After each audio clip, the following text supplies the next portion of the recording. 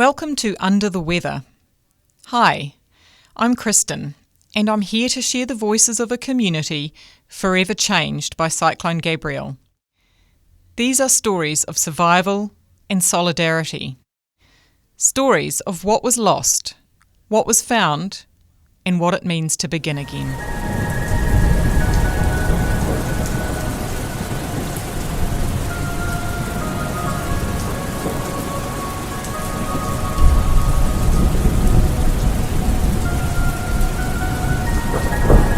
In today's episode, Philip and Chris Barber are here to share their story with us.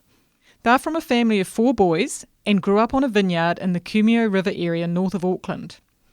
4 generations prior, their great-great-grandfather had opened his own brewery.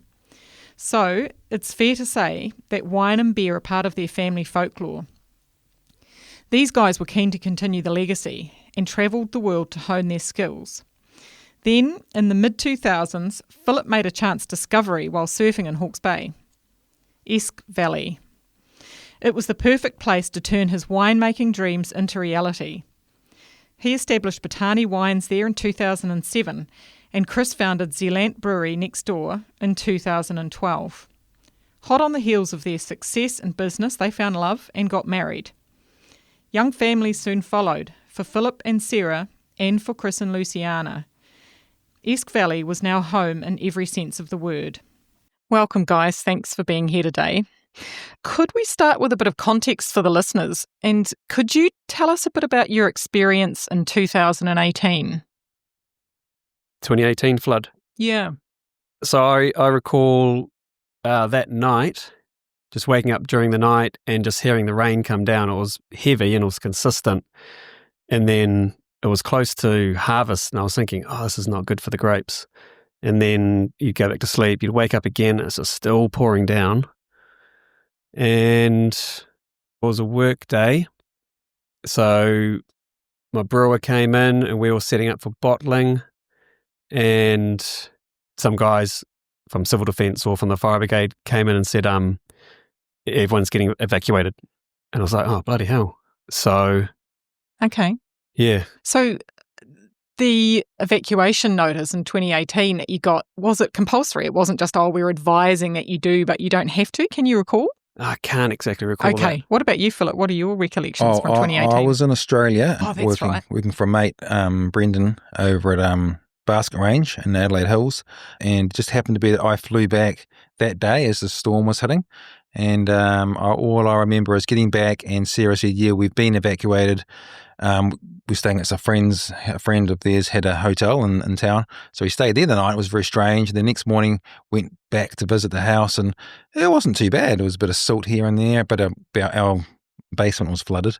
And our car was wrecked because Sarah couldn't move the Mazda for some reason. The Combi was okay. It was up higher. So there's a bit of damage around, but it wasn't too bad. And yeah, it was a bit of cleaning up, and it was during harvest, like Christopher said. And I recall seeing the water had actually come through part of the vineyard and hit part of the grapes. But aside from the Gewürztraminer, everything else was actually fine. Okay. I believe the water, when it did gather, typically did drain away really quickly. Drain away real quick, yeah. Yep. Okay. That was a great thing about the vineyard. And what about so you had some flooding in your basement. And what about you, Chris? What about at your place? Did you have any flooding in your home or in the brewery? No, so it was that afternoon we went back, and it had just, at one point it had gone over the railway line and it hit the brewery, but nothing had gone in, and the house was fine. It pushed a bit of metal off the driveway. And it was just a sense of, well, that was lucky. That won't happen again. Because it was quite a freak event. It was 300 mils in a few hours. Yeah. And Philip, after that event, I believe that you ended up getting that marine door or flood-proof door put on your basement. We had a roller door up till then, and then after that we thought, right, bugger this, let's get a marine door. I think it cost us like $5,000. Yeah. And we put it in, and it kind of worked, but it needed some work done on it, in which happened to be that night of the Cyclone Gabrielle. I found out where the issue was. It was funny. And you also, in 2018, you just mentioned it, you lost a car to that flood, didn't you? Lost a Mazda, which was a brand new Mazda, only like about 6 months old. And then in the weeks prior to Cyclone Gabrielle, you lost another Mazda, didn't Cyclone you? Hail. came through and we lost another Mazda, Yeah, unbelievable, eh? second-hand Mazda at that Yeah, time. you'd already lost 2 cars to We floods. lost 2 cars to floods. Yeah, both before Mazdas. Cyclone Gabrielle. In fact, Yeah. there might actually be 3. Yeah, oh, yes, there was 3, including Cyclone Gabrielle. And we thought, right, that's it, no more Mazdas. Yeah. Yeah, got a Subaru after that. Yes. So it must have been quite soon after the recovery from the 2018 event that you guys had the idea for Cone and Flower. I was just wondering if you could tell us a bit about that. Yeah, well, we had the idea for a long time, quite a few years, and Chris and I will talk about it. And then eventually, obviously, a lot of money involved and stuff. So we eventually got it over the line and started the building process. And it was all, it went really great for a year before the cyclone. Yeah, we had to build it so the floodplain level had been lifted by the council. So we had to do 500 mils above the floodplain. I remember that. So yeah, we thought we were all good in that sense because it was described as a 1 in 100-year flood, the 2018. Yeah, okay. So we thought we're good. Yeah, you thought, right, we've done the 1 in 100. We survived the 1 in 100, so we're good. Yeah. Philip, when I interviewed you and Sarah, you told me about seeing a weather forecast in the days prior to Cyclone Gabrielle. Can you share that? Well, I remember it quite well because Sarah and I were both sitting and watching the news, and this weather forecast came on. Might have been Sky or something, and it was this big African guy reading the weather, and the way he looked on his face was like, this is a serious storm. And I'm like, well, no one's really talked about this before. And this is the expression on his face was, this is going to be, I'm glad I'm not there in New Zealand. I'm thinking, crikey, this looks quite serious. And I was like, wow, okay, this looks bad. And then that afternoon of the storm, I went down to the river as I always did and checked it out and saw it was right up to its peak level. And I went and told Christopher and Luciana, oh man, that was about 4 o'clock in the afternoon. That river's right up high. And the storm hasn't even hit yet. And I remember Chris and Luciana thinking, oh, yep, we've been through this before. Yeah, and I was like, oh, yep, no worries. I'll go and get the sandbags and get ready for the basement flooding, which will probably happen. And just in the back of my mind, this guy's expression on his face going, wow, this is serious. And I'm thinking, oh, this is ominous. So just from that one guy's weather forecast, I was a bit concerned. Sure. Okay. Yeah. Yep. Both of your families had made preparations for this event. So Luciana and yourself, Chris, you had a grab bag, you had an evacuation plan to get to a friend's place on the other side of the valley. And Philip, you and Sarah had a digger on your property doing flood mitigation work in the week or so prior. So I just wanted to note that before we move forward with your stories. Yeah. Anything to add to that, guys? Yeah, we dug the creek out. We put in a couple of retaining walls. He was there for a good week, just getting ready for the cyclone. And it was all looking real good. I was feeling quite positive. Okay. And yeah, the weather warning was orange all the way through it. I remember looking at the map going, oh my God, Coromandel's getting hit again because they'd already had a bad summer. And I was feeling sorry for the guys in Coromandel, and we were orange. And yeah, we were prepared to go. It didn't feel as though it was raining that hard, especially compared to 2018. And then, of course, it was dark. So yeah, sure. Okay. Yeah. Thanks, guys. How about you talk me through the afternoon and evening of Feb 13th up until you parted ways? Because I believe at one stage you were over at Philip's place giving him a hand, Chris. Yeah, it was the old basement flooding again. Luciana and I had been up going over some numbers before a meeting with the accountant. So I was like, oh, better go over and start bailing some water. Yeah. So it was quite late. It was quite late, yeah. It was dark. It could have been close, sort of 10 o'clock or something. Yeah, I think it was. Chris was there for quite a few hours, and we were getting on top of it. And we were not getting on top of it. I was thinking, this is good. I figured out where the water's coming in. This is great. Yep. And then Chris said, okay, I've got to go back and check on my family. Luckily he did. But we're like, oh, do you have to? You guys are normally okay in floods. But fair enough. Yeah, it's just getting a bit serious. And it was like getting crazy. So he waited. What was it like waiting back through the paddocks? Was it crazy? No, I was in a car. Oh, you're in a car. I was in a car. It was a bit odd, actually. I was bailing out water and I was like, weren't getting anywhere. And then... I thought we were winning. No way. I can't remember if Luciana called first to say, I think you better get back. But I went outside and there was a fire truck at the end of your driveway. And I was like, oh, I'll go talk to these guys because we're getting flooded. And then he said, we're recommending people evacuate. Oddly enough, pretty soon after that, he said, "But you don't have to," which I thought was a funny thing to say. So I then went back to Philip and said, "Hey, fireman's out there. He's recommending that we evacuate." I then either Luciana phoned up or I phoned up and said, "Hey, fireman's reckons we should evacuate." She's like, "Yeah, before you come home, just have a look at the brewery because that's how bad it got in 2018. So I jumped in the car, went down Shore Road, went over the railway line, and the car just sunk in water. Got such a fright. I was like, oh my God, reversed over the railway line, went to the brewery, saw the water pouring over the railway line, which stopped it in 2018. It's like, wow, get back in, report back to Luciana. Right, yeah, we've got to go. One of the children was already up, had the grab bag, so I was just putting a few things up high and then going to jump in the car. Before we jumped in the car, I ran to the end of the house where Shore Road met State Highway 5 and looked out. The street light was still on and just saw the water pouring over that intersection. And that was an unbelievable sight, like pretty frightening. And then I was like, how are we going to drive out of here? I just sort of had visions of the family in the car, and then we get stuck in the car so they getting pushed around by water. So I said to Luciana, it's too late. We have to stay. We can't get out now. Yeah. And you realised at that point also that you had water coming towards you from the Esk River on the one side and coming from a completely unexpected direction from the other side of the valley. Yes. So I saw it coming over from the railway line to the riverside, and that's why it was so frightening seeing it from the other side. So that was like, what the hell? So that was really frightening. Yeah. And just so quick. And Chris, can you tell me a bit about what it was like in those moments when the water started coming into your house? Yeah, it was pretty spooky. Just creeps up and gets through the slider doors, starts coming through the plug sockets. Yeah. About that time, it would have probably started coming through our windows and sort of came through the shower. And then I went to the shower room and just smashed open that door, and all this water came fizzing out. This was in the basement. In the basement. Home, and I said, Sarah, we got to get out of here.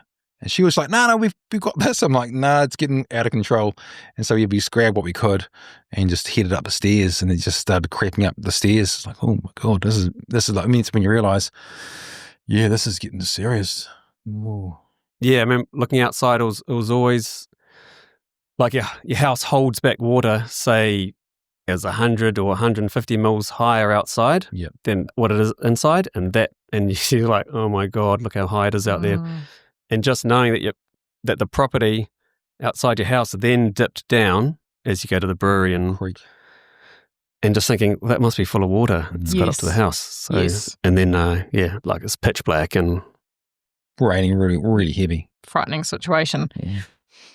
Okay, so Philip, tell us a bit more about what was happening for you and Sarah after Chris had left your place. I remember you talking about coming up from the basement as that became increasingly flooded, and that as you came up the stairs towards your next level that the water was coming through the bricks. I'm thinking that was probably more the basement than anything. But then what happened was, because there was a kind of a split level house, like 3 levels. Yes. So we got to the top level, then there's a little lounge, and then it started coming through that lounge room door.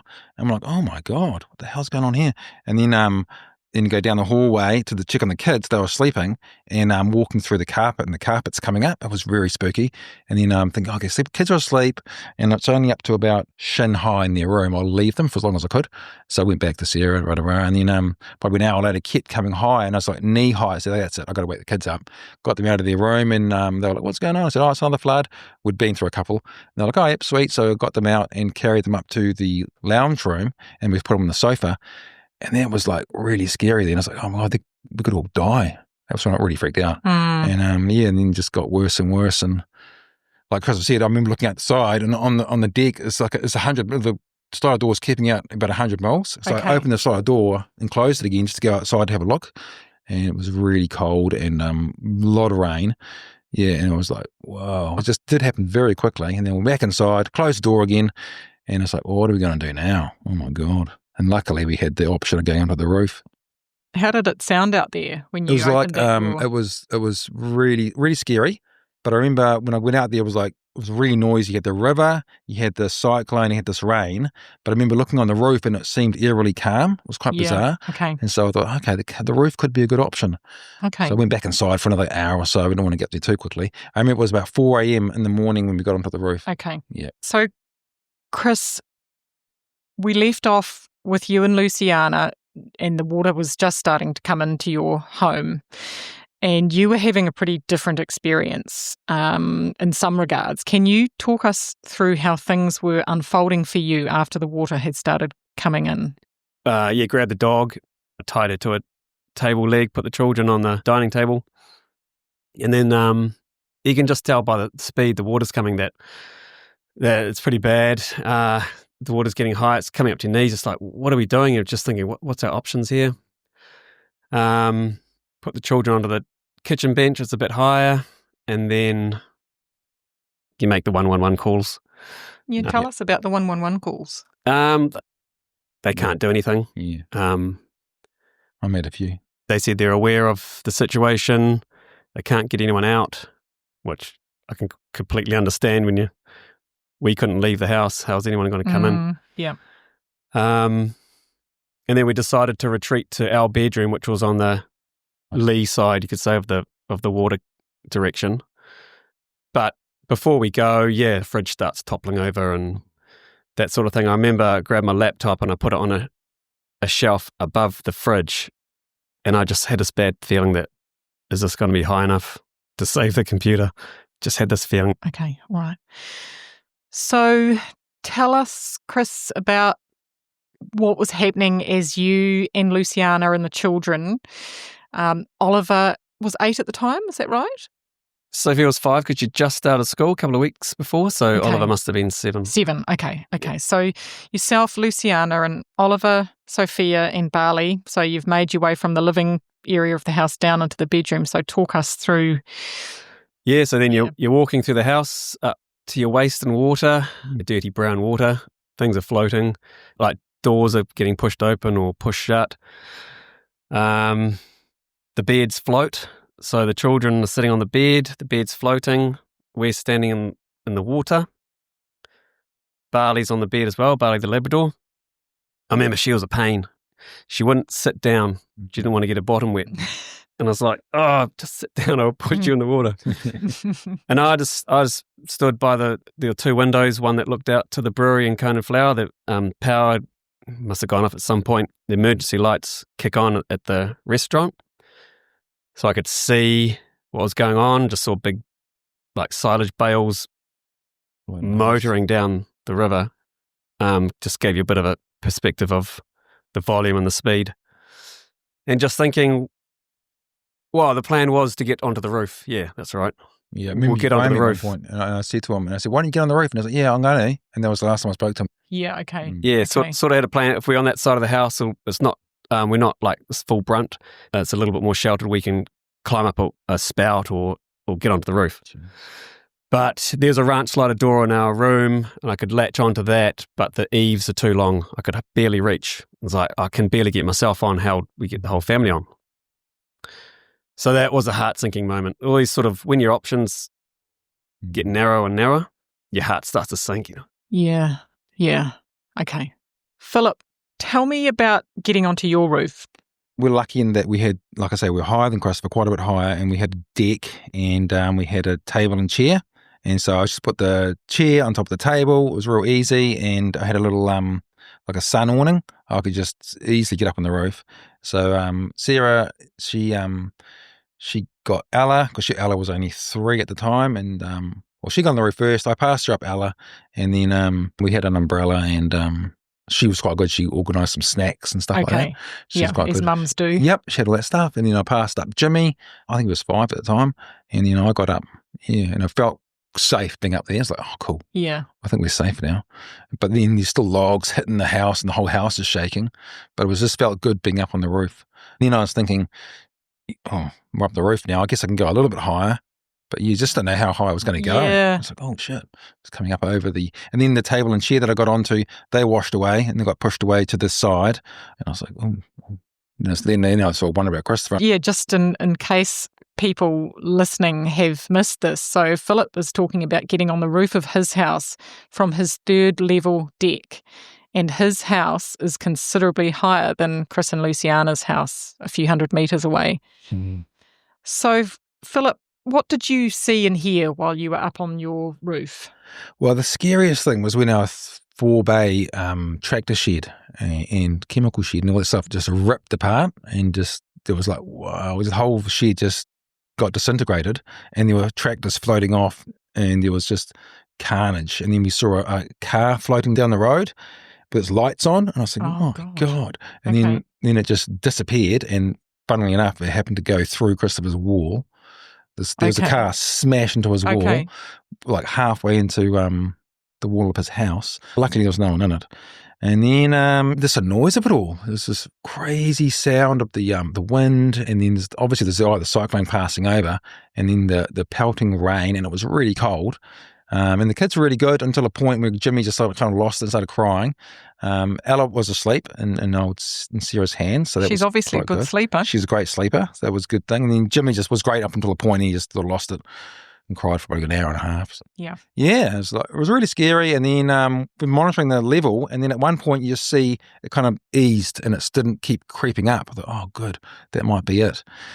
And that was it, basically. Went over the banister of the deck and it didn't go any higher than that. And I could see Christopher's house and it was up to his gutters, the guttering of his house. Okay. Tell me about the 3 guys arriving in the boat, just briefly. So that was basically in the morning. The sun came up and then it felt better. I was like, okay, the sun's come up and then these 3 Maori guys just came along this boat, and it was like a jet boat type thing, and they had wetsuits on and everything. I thought, oh, wow, this is cool. They came along and they said, do you guys need some help? And I said, no, we're all good. But would you mind checking on my brother? He's at that house over there. And they were like, oh, all right, that flash house. Okay, let's go over there. They zoomed off and they went over there, and they were there for quite a long time.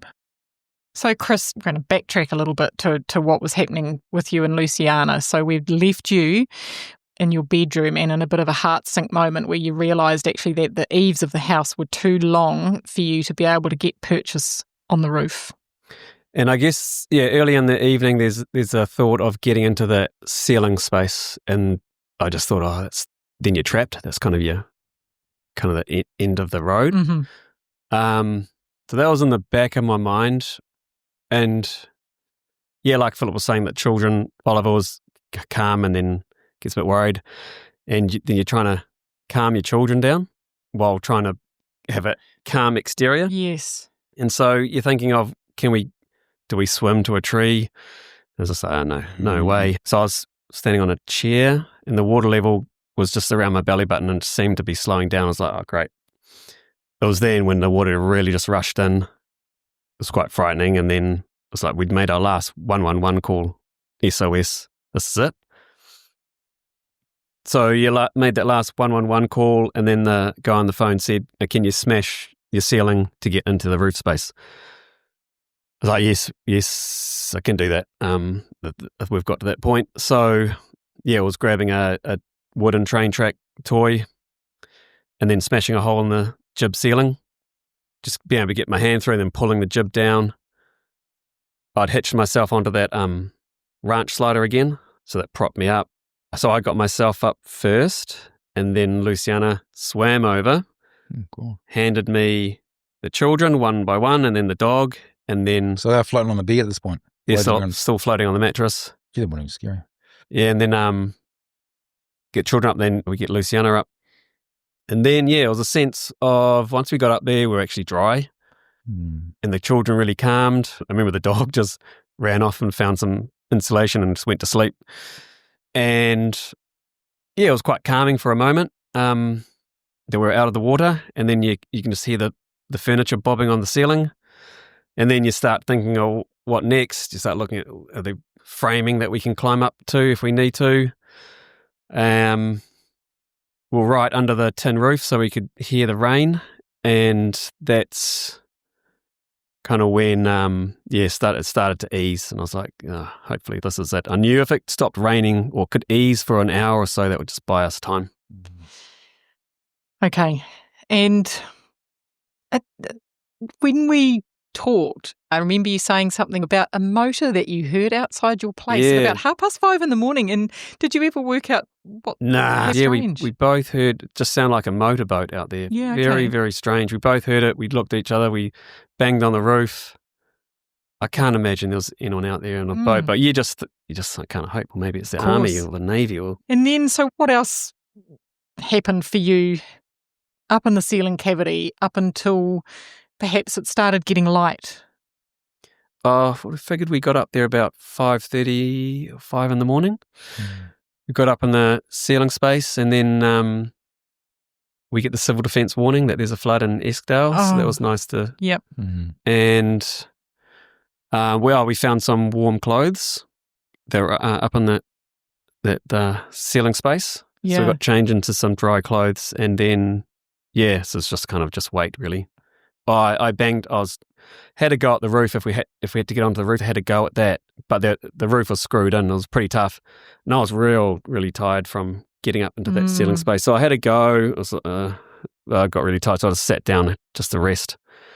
And I guess it was just during that time that kind of realised it was starting to ease. The worst was over, and then the sun started coming up. That makes quite a big difference.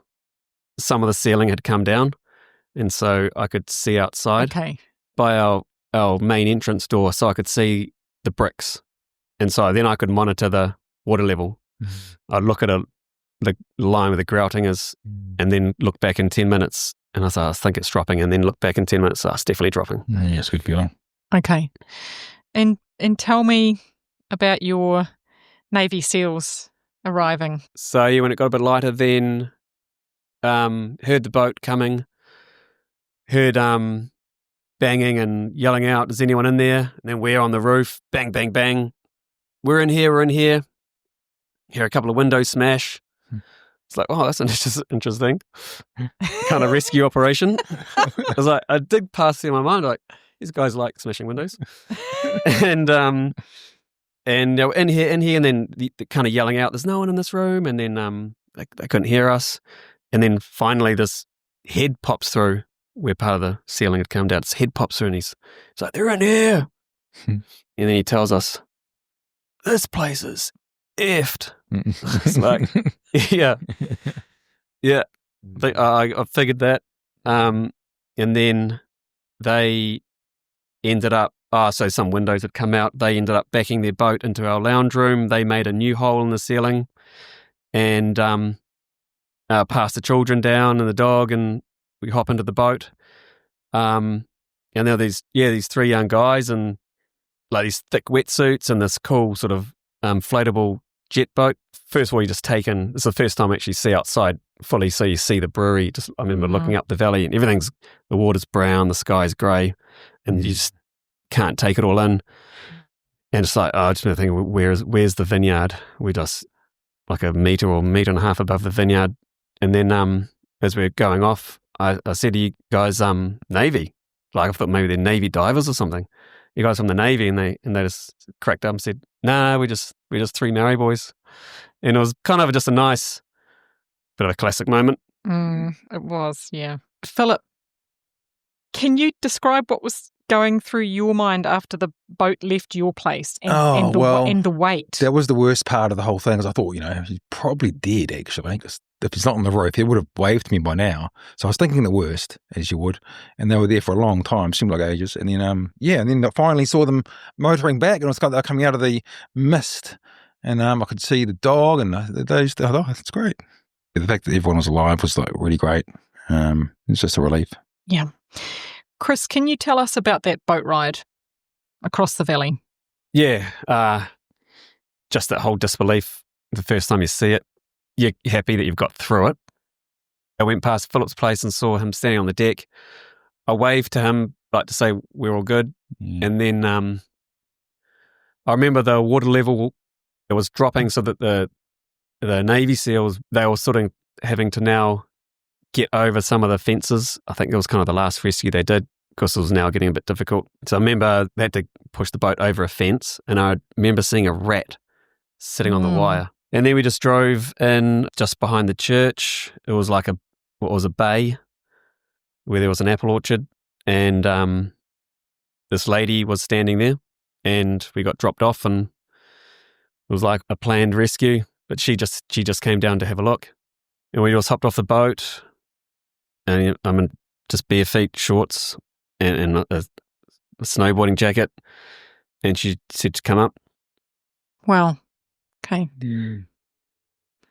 Philip, what can you recall about you and Sarah leaving the valley that morning? Yeah, I got off the roof, and obviously Christopher and that had gone past in the boat, and then we were like, well, what do we do now? This place is destroyed. So I thought, okay, I'll try and venture out to the road, and I waded through. It was really deep mud. You could actually get sucked into it, about waist high. Got through to the road. Thought, oh man, I'm not going to be able to get the kids out of here. And at that point, fella turned up with his 4-wheel drive, and it was amazing that he got through, and he helped us out. Jono from Panpack, and one of his mates came up around Hill Road, and just to look for people. So he helped us with the kids, and we got into his car and we drove around Hill Road and up to Bayview, and it was like quite relief to see someone. And I remember walking along the road, and for the first time, it was almost like I could imagine what it would be like after like World War III, just desolation and grey. Everything was grey, and the road it was floating because there was water underneath the tar seal. It was just bizarre. And then and I thought I'd have to I started walking back towards the house to get the kids, and that's when I heard this Jono guy say, "Oh, do you need some help?" I said, he got us out, and we basically had nothing, but we did save quite a lot of stuff because we were up higher. But at that point, we just grabbed what we could. Thanks for sharing everything that you've shared so far, guys. Chris, when we spoke, you shared a really interesting perspective with me, and it was about how different this experience was in comparison to a past experience you'd had where you were in danger on your own. I was just wondering if you could share that with us. Is that when I was surfing? Yeah. I remember that. I guess the difference back then was it was me. I was 20-something, and I don't know, with this time you've got your family. Yeah. Yeah, makes all the difference. So, like, if I'd been there by myself that night with no family, maybe you'd take some risks. Maybe you go, oh yeah, we'll swim to that tree. But when you've got a family, you can't just swim off to a tree.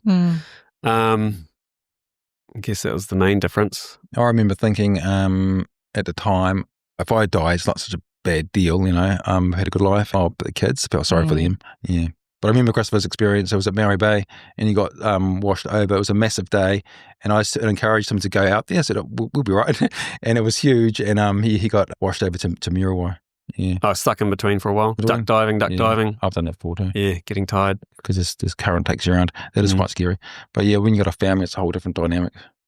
Yeah. Is there anything else that either of you would like to say about that day before we move on to the days and the weeks that followed? Just felt this relief that everyone has survived, but felt this loss of the amazing restaurant that we had, Code and Flower, and this beautiful vineyard. That was quite devastating. But at the same time, you're like, oh well, at least we've all survived, because honestly, we did not think we were going to at one point. It's just like a relief, but also, oh man, what a mess. Just so happy to be all together. It was that afternoon, I think, so I'd hit that we'd lost everything. That's what, Yes, a few days later, you realise, Yeah. Just wondering if you could tell us a bit about the community response in the days and weeks after. Yeah, just unbelievable. So the first thing that happened must have been a day or a couple of days after, went back to the restaurant with Luciana, and I think it was late in the afternoon, and then walked through the restaurant, and then we could see that we could grab the cash drawer. So I go, well, better grab that, get some money. So we're trying to dig that out and pull that out, and then a guy walks through. So this probably looks a little bit dodgy, and that was Andrew, and he goes, "How you going?" I'm like, "Yeah, good. This was our place." He said, "Okay, well, if you need a hand, I'll bring my digger up and just leave it here overnight, and then I'll be back tomorrow." I was like, "Oh, okay, sweet. They'll be good." And then, another couple of guys jump out of a ute with a couple of spades and said, "Do you guys need some help?" So they smashed the window to get into the house and grabbed something. I can't remember exactly what it was. And then it just snowballed from there, and it actually got to the point where I had to stop going back because there was just people coming up all the time saying, how can we help? What can we do? And I'll just look at the whole situation and go, I have no idea how you can help, no idea where to start. And Luciana said, I think just stop going because I was coming back pretty depressed. So I just had to stop going for a while, and it sort of took care of itself. But for me, it was just like, I don't know where you can help. I just couldn't see. Besides putting a bulldozer through everything, I just couldn't see it. Yeah. But it was amazing. Everyone was turning up. Yeah, there would have been a sense of overwhelm there, to say the least. Yeah, it was overwhelming. I'd go there and honestly, I'd just wander around for probably an hour, just taking it all in. And then, the people would turn up and then I had to start directing people. And, we just chopped through the walls and started saving my wine. All these guys from the wine industry turned up. Heaps of people and just random people and people from a pan pack and some friends from EIT, like Daryl would turn up. And it's just like I say, just for about 2 weeks, people just arriving with diggers and shovels and stuff, helping me get the wine out. And then Parry Tour helped out with the washing process and saving 10,000 bottles of wine. And then there was offers of grapes from 2 terraces. They came in and said, look, you can pick some grapes when you've got a minute. So we did that. Yeah, it was quite overwhelming, really, people helping out. Yeah, because you just go, like, within 48 hours, you're living a normal life to just coming out of your house alive to this overwhelming offer of help, money, and then media wanting to hear your story. So it's this massive 48 hours, and it's pretty hard to take in. Yeah, it's crazy. Yeah, so you're grateful for everything, but it's like, whoa. Yep. Yeah.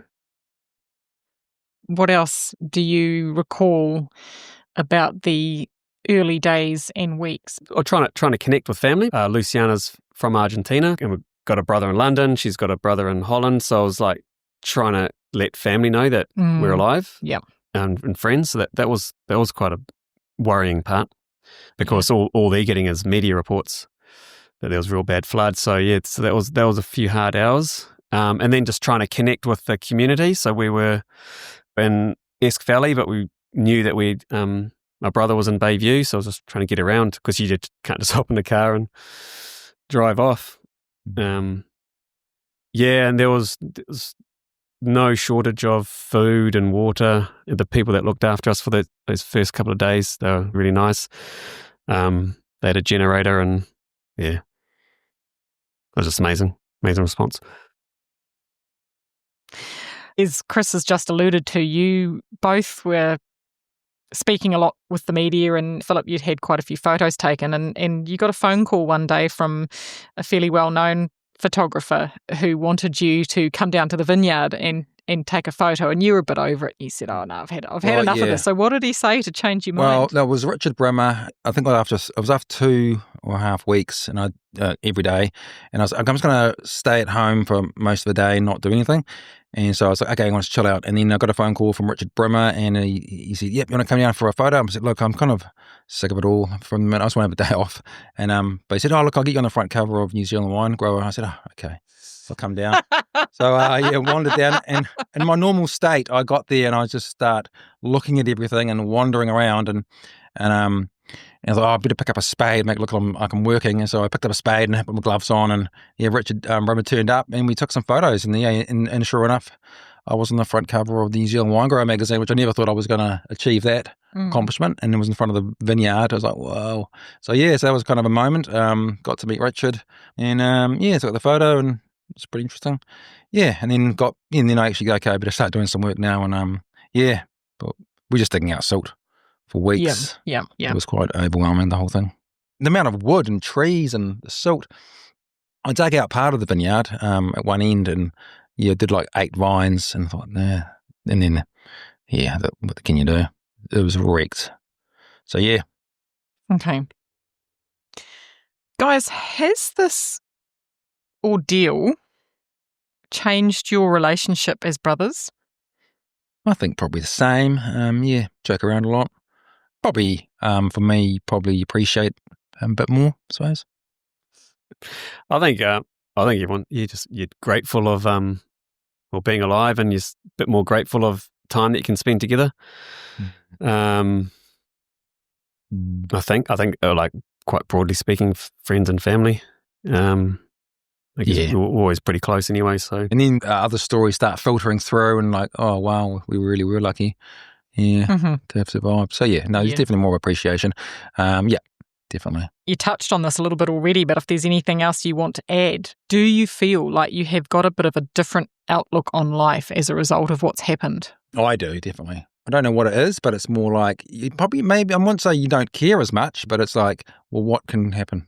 If so-and-so doesn't buy this, or you don't sell this much wine, it doesn't really matter. Yeah. Who cares? Okay. I don't really care so much about certain things. Okay. Yeah, certainly you don't sweat the small stuff anymore. Yeah. Yeah. Do you, either of you, feel there are any aspects of what you've been through that you feel is really misunderstood by other people? I don't know if some people in Hawke's Bay understand how intense it was out in Eskdale, but then, Pakawai Road was pretty devastated. But I think where Christopher's house was, and also up the road, Richard Payne's place, the whole house moved, and our neighbour's place too. So that whole stretch kind of took the brunt of it, I think. I don't know if people appreciate that so much, but it was just now you go through the valley now and it's changed so much. It looks almost back to normal, but honestly, for a year it was just piles of silt. If I wasn't there, I wouldn't have appreciated how full on it was. I think you almost have to live the moment to actually appreciate it. Yeah.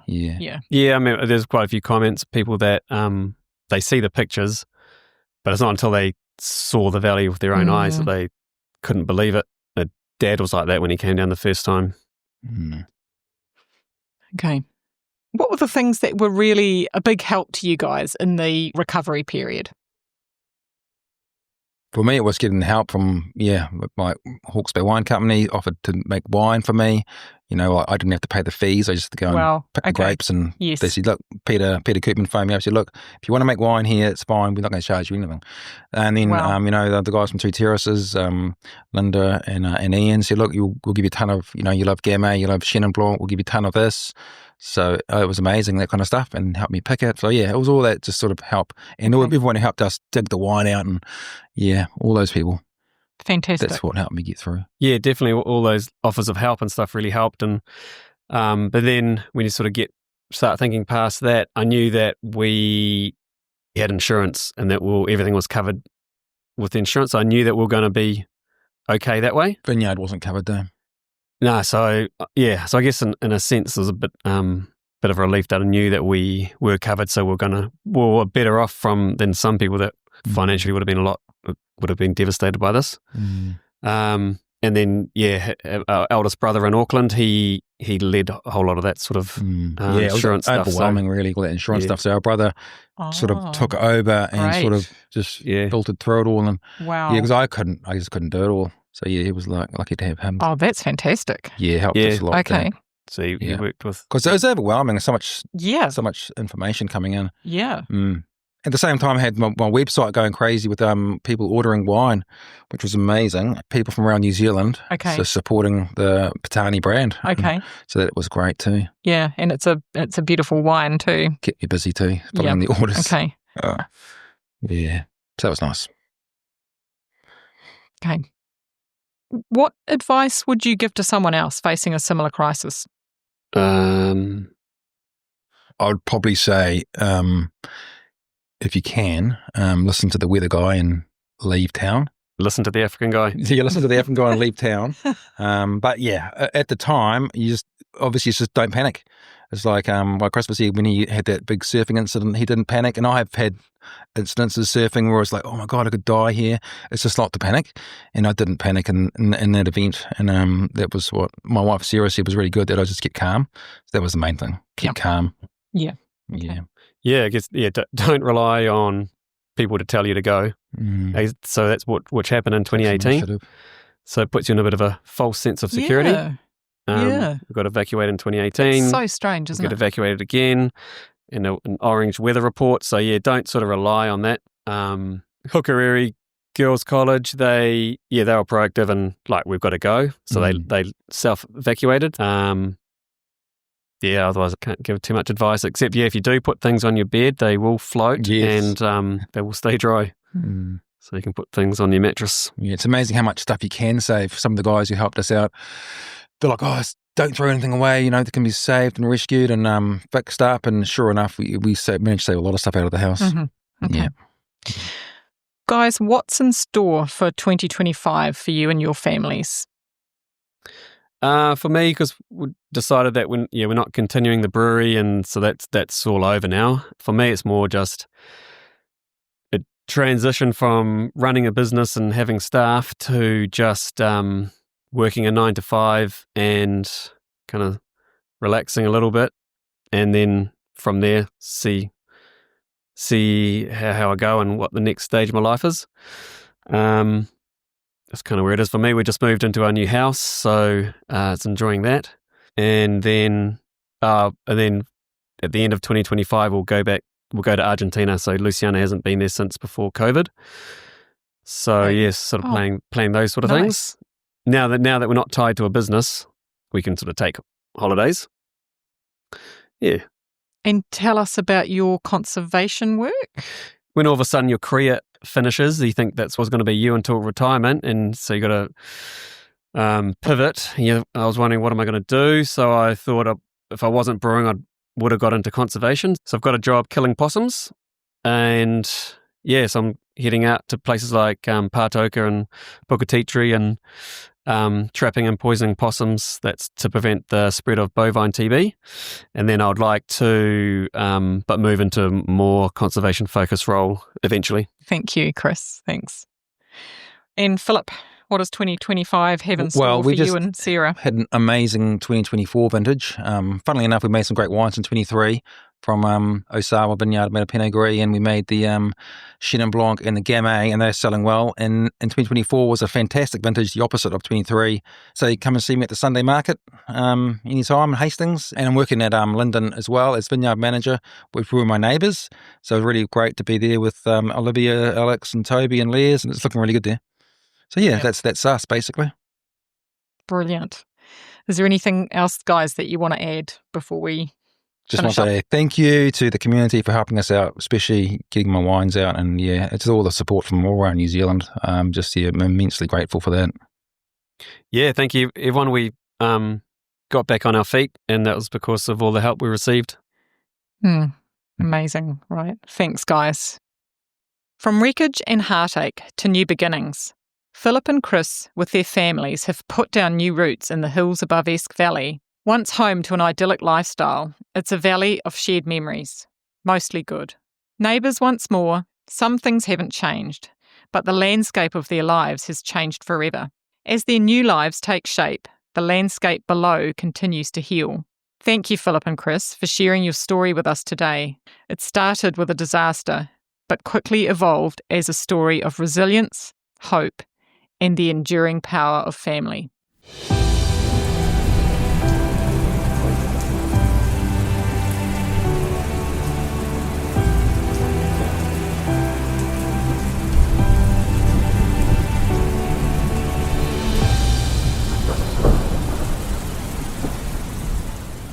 Thanks for listening to Under the Weather.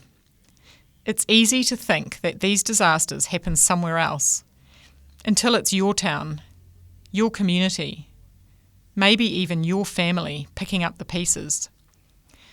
Floodwaters rise and recede, but the ripple effect from these stories will endure. If you enjoyed listening to this, please share it, because it's not just about how or if we survive. It's about how we stand stronger together.